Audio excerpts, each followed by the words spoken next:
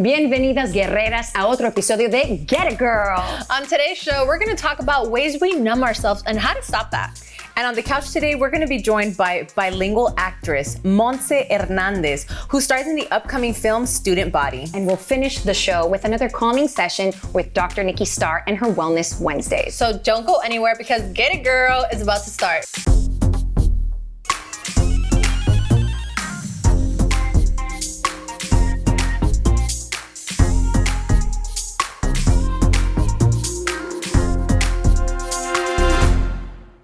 We are born to experience a complex array of diverse emotions. Many of us, however, are uncomfortable confronting our most powerful emotions, and we suppress them.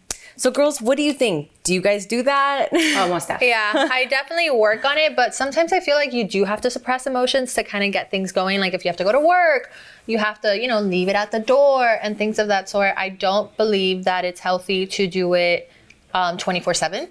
Yes. I think that you do need to, me personally at least, you do need to face your emotions and deal with them, not sulk in them. It's a very thin line because once you sulk, I always say there's like that black hole that if you sulk, then you fall into it and it's harder to get back out of it. But I do feel like I do numb my emotions. If I'm going through something, if I'm in a relationship and there's an argument, like I still have work to do, Yeah. But I try to give myself grace in that of when to do it and be like, okay, you do have this time. You need to put this time apart to really feel with yourself. What about you? I definitely numb, but I think it's because I try to stay at a very calm, collected 3. Like between a scale of 1 to 10, I'm always a 3.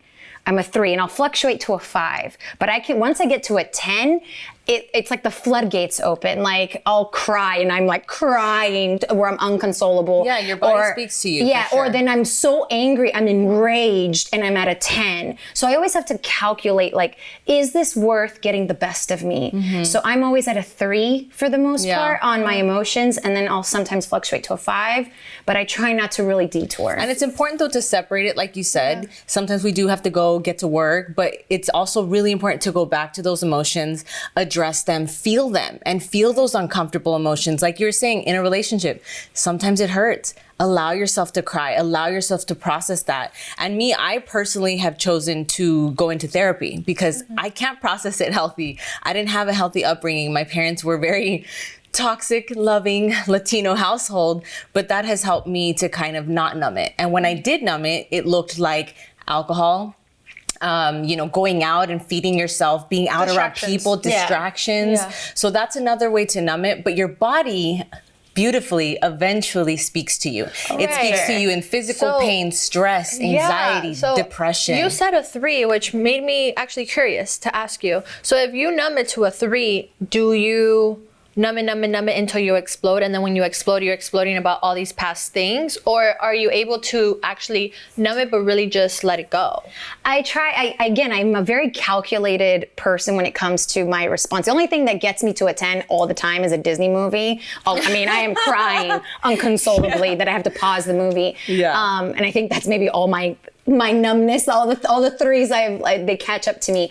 But I really try to calculate, like me exploding on someone, I have to calculate, is this worth me getting to a 10? Because that's when I'll end up terminating a relationship because it got the best of me and I can't come back from that. Like you said, that dark hole, I give a lot of people a lot of rope, but you get me to that 10, I'm not coming back. Yeah. And so I stay at a 3 for the most part. And I think it's more me trying to be very zen about stuff because I'll evaluate it. Is this worth me being so upset about? Yeah. Is this worth it right now? Okay, I need time, I need space to not react. And it's hard to identify though what's the truth sometimes though. Sometimes we think, oh, that doesn't really bother me.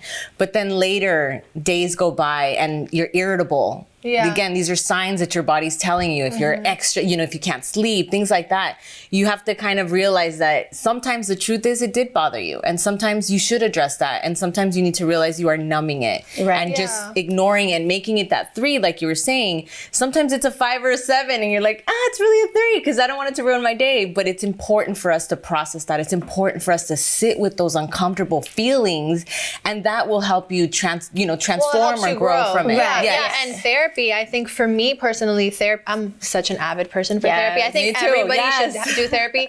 But for sure, I think that therapy also helps you become more aware of what you are feeling and identify it quicker. Knowing what you feel is powerful. Yeah, because then you can identify it to what level it is that it is. And do I need to face this now? Do I need to figure out how to calm myself down? Or am I overthinking and making something that it's not, you know? Yeah, because the storytelling in your head sometimes, a feeling will start to create a story in your head, and sometimes it's not always true. Well, we have to take a break. This was juicy, but we'll be right back with Get It Girl.